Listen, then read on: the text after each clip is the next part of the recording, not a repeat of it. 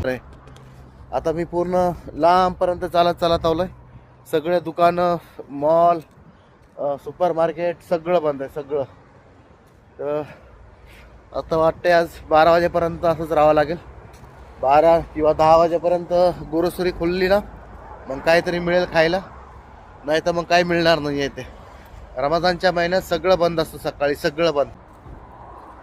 पूर्ण लांबपर्यंत आलतो मी चालत. बेकरी पण आहे बघा, रेस्टॉरंट आहे ते पण बंद आहे. सगळं बंद आहे. हा इवा भेटलं मला खायला.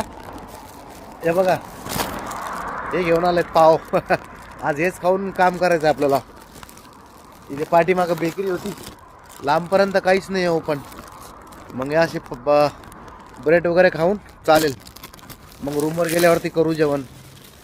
हे काय ना सकाळी उशीर होता ना, मग सोमवारी ना तसंच उठू वाटत नाही. रविवारी सुट्टी, सोमवारी मग असंच उठायला उशीर होतो. मग कुठं वेळ नसतो जेवण वगैरे पॅकिंग करण्यासाठी. त्याच्यामुळं असं वाटतं की चला जाऊ, बघू काही ना काही कुठं ना कुठं मिळेल.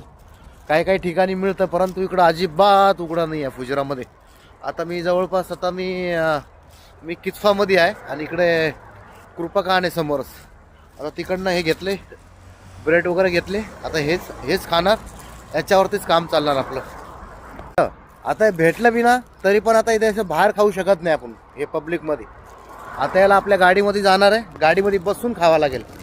असं बाहेर खाता येत नाही. बाहेर खाणं अलाउड नाही आहे. बाहेर पाणी पिता येत नाही, खाता येत नाही, सिगरेट वगैरे काही पिता येत नाही. सगळं आपल्या एका साईडला कुठं पण.